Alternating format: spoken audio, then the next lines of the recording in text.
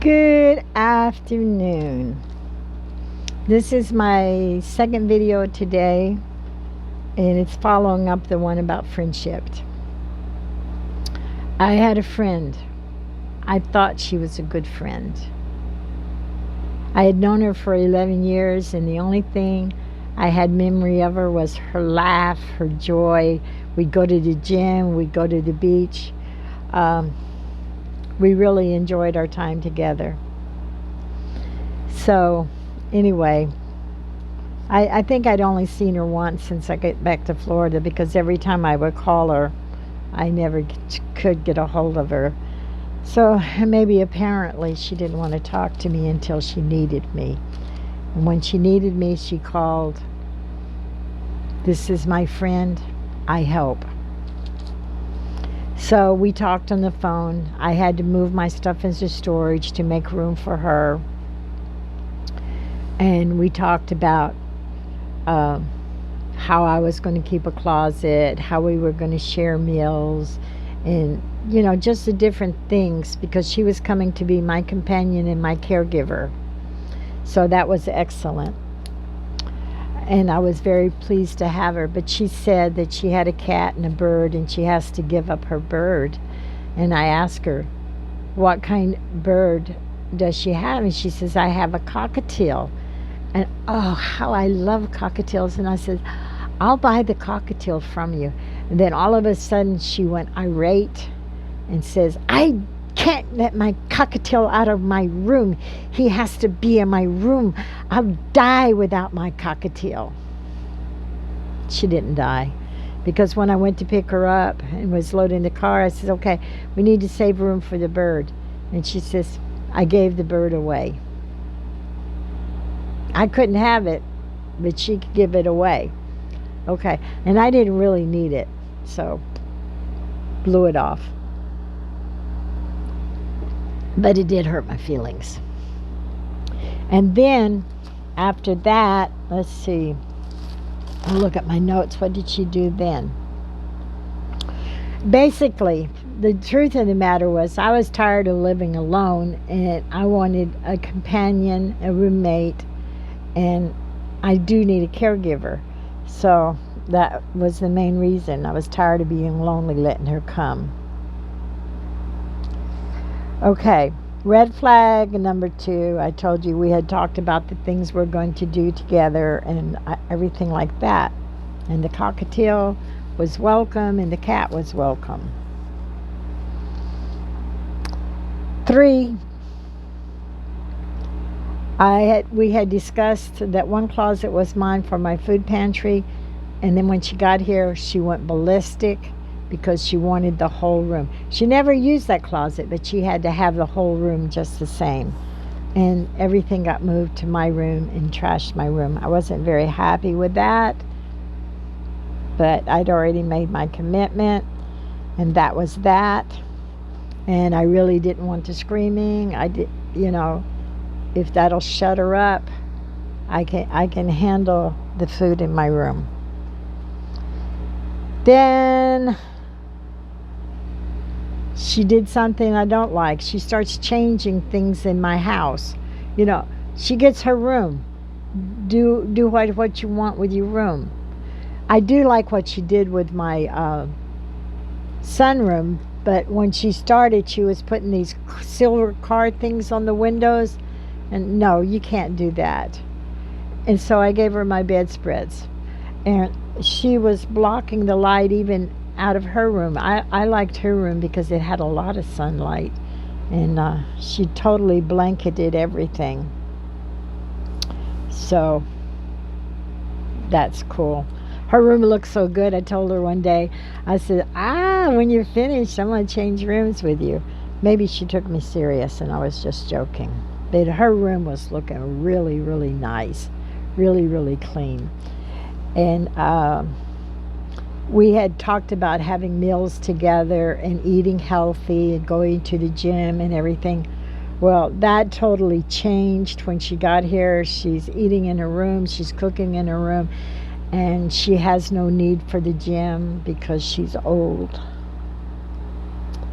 So But we did have some laughs and some good times together. I can't say that we didn't. But every day she started changing more and more and more into a self-centered, selfish state. But I was blaming it on that she was homesick for her granddaughter.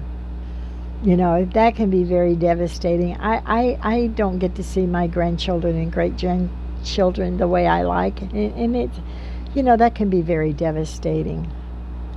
Okay, so other changing my room and making me into a really neat home economist, you know, which I didn't appreciate either. Then she demands a lock on her door. All the doors have the lock, but it's the lock you just push and you can open. She had to have a lock with a key because she didn't want her cat to get out. She was afraid somebody would steal him and kill him, and then she would just die, like I guess she did with the cockatiel. I didn't like it, but I understood that she was having a hard time with her grandchild. If a lock will help her calm down, fine, you can have it. So we did the lock.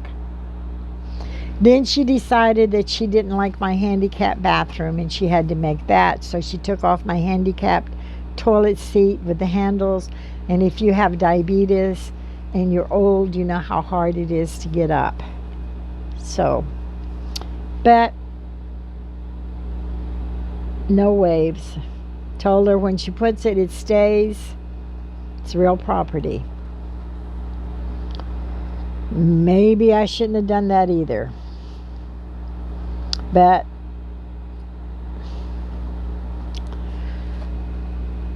I had bought a bed frame. And I was waiting. I had ordered a box springs and mattress, so I was waiting for that. And she got here and she said she did not want the bed frame, that I needed to take it back to Big Lots. And I had told her that how much it had cost me. And she said, nope, I want to sleep on the floor. So I never did get around to taking the bed frame back, but I did cancel my order for the bed frame, for the mattress and box springs. She wants to sleep on the floor. I can't make her sleep in a bed. And then we went to Habitat for Humanity, and she found a mattress for $30 after talking, oh, bed bugs, you don't use anything real, it has, used, it has to be clean and all that. So anyway, she bought a mattress. Then she took the bed frame, she put it together. Okay, everything was good. Then I have this mirror on my wall. She decided she didn't like it. And I says, no, you're not moving the mirror. I stand firm on. The mirror is not going anywhere. And I walked away. And I went to bed. That was that. Mirror didn't get moved. She wanted to take that mirror down where it has no place to go whatsoever. And I have 2 mirrors that need to be hung, but I don't have no place for them. And she wanted to put up 6 mirrors in the place of that one. That's a lot of holes in the wall. Not going there. And so we got past that. That was good. And so Friday we went to Meals on Wheels, and it was a really, really hot day. And she had her window down. She said, you want me to roll it up? And I said, no, you can leave it down because it's really hot, and let the air in. So Saturday morning, the seat is wet, because it rained hard all night. And I didn't think, because I never roll up the windows, because I never roll them down, I didn't roll up the window. So her seat was very wet And then she was very angry because she had to sit in a wet spot. She didn't have to come to the flea market. She didn't want to sit in a wet spot. She could have stayed home. But I told her, if you're going to roll the window down, you have to remember to roll the window up, because I can't remember to roll up something I didn't roll down. If my window is up, I'm good. I tried to explain that to her, but she found it offensive. Anyway, we got in an argument, and then I told her she couldn't argue with me anymore because I'm driving. So we got to the flea market. She was really ugly all day, and she didn't help put up anything or take down anything. She put up her stuff, but I had to put up all the tables and everything because she was just, And then Jeff always takes us to lunch. So when it was time for Jeff to take us to lunch,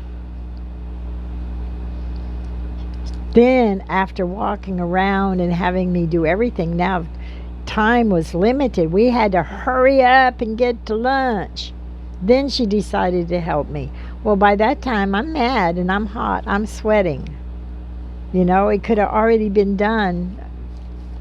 I says, no, I'll do it myself, because she helps me gather things, then I put it in the car the way it needs to be, because I pack better than she does. So anyway, she doesn't like Jeff. Jeff likes her, but she doesn't like Jeff. And Jeff is taking both of us to lunch, not just her. So I say, I got to put my things away, go on without me.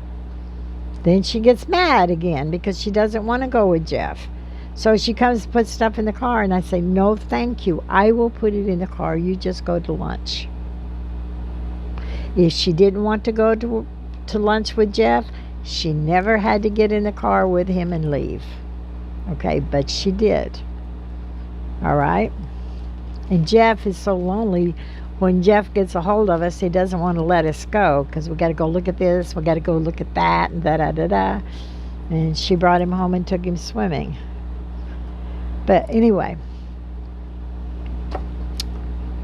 the day we bought the mattress, okay,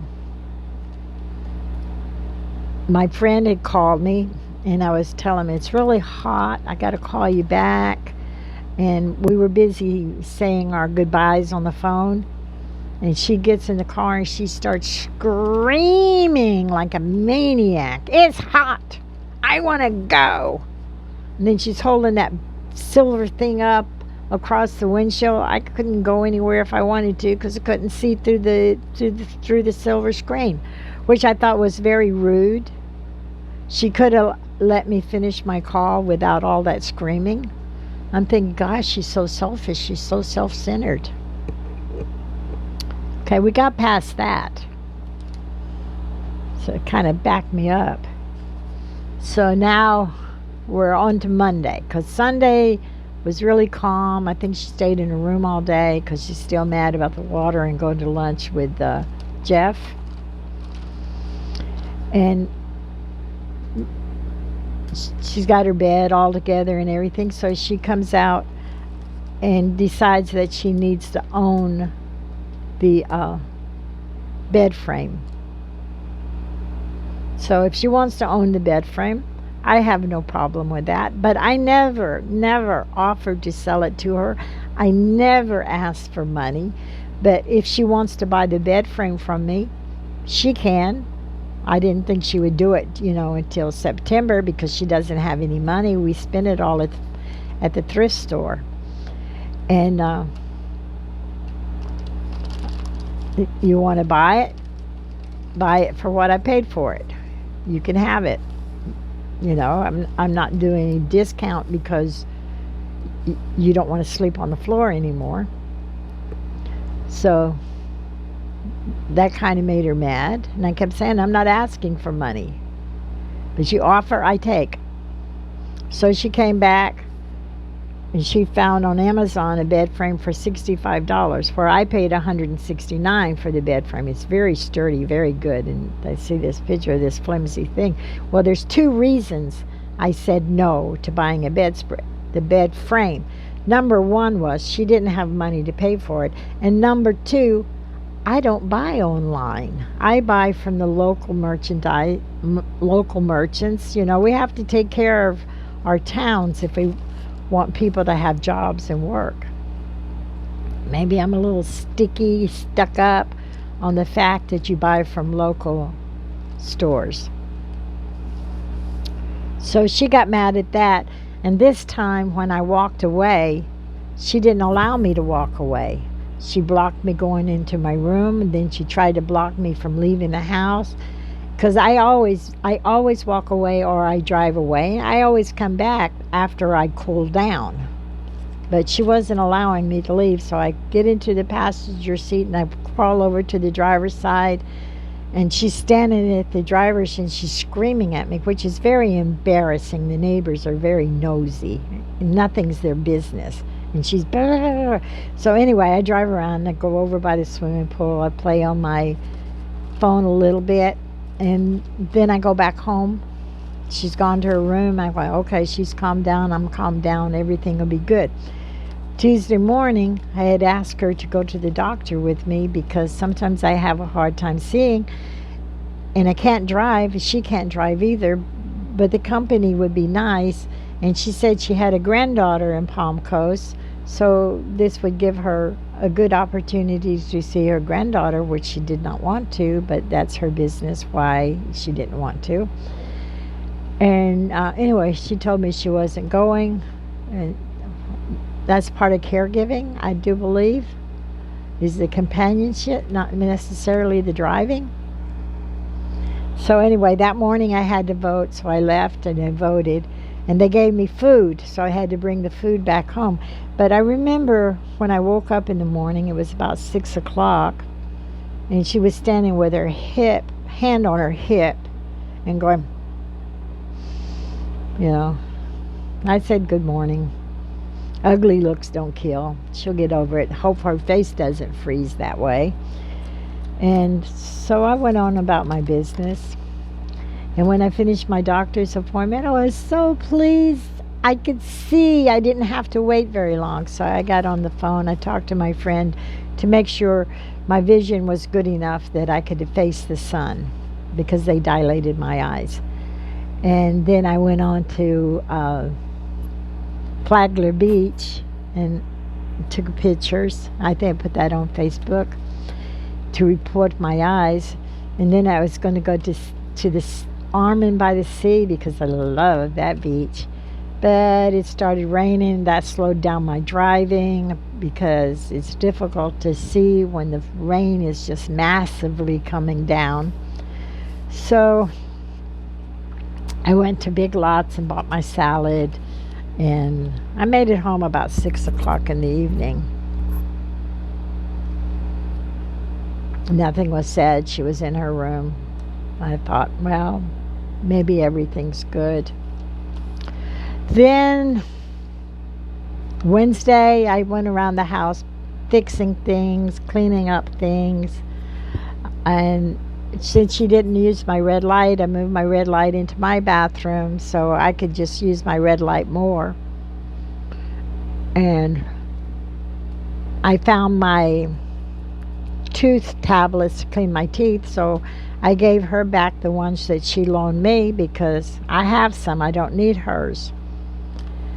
And so, I'm thinking everything is good. We got over our differences. Life is good. Life is grand. So Thursday, my friend comes over to eat. He brings fried chicken and a bottle of peach wine, and then we're going to watch the movie Millennium. He goes to the bathroom. He says, the toilet seat is missing. I said, oh, yeah, she put it in the attic. He says, no, the toilet seat is missing. Well, I went and looked, and sure enough, the toilet seat was missing. Now, I'm angry. Why the hell would you take the toilet seat? I had heard her clanging around all that day, and I told Miles, I said, I think she's packing. Sure enough, she was, but she wasn't going to move out till Sunday. That's when she arranged for her ride, is to come on Sunday. But why would you remove the toilet seat on Thursday? So anyway, I'm mad. And then she goes, I'm going to call the police. And so I thump her phone onto the bed, oh, maybe about 5 times, because you don't need the police to come over a stupid toilet seat.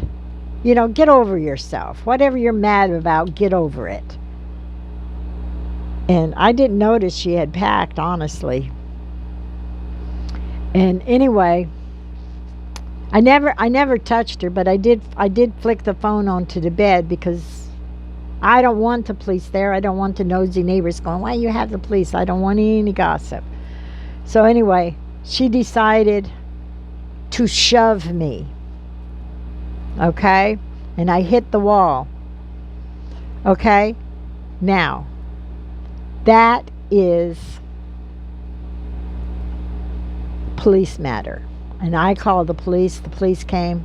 They gave her time to get out. When her son came, she had 1 hour.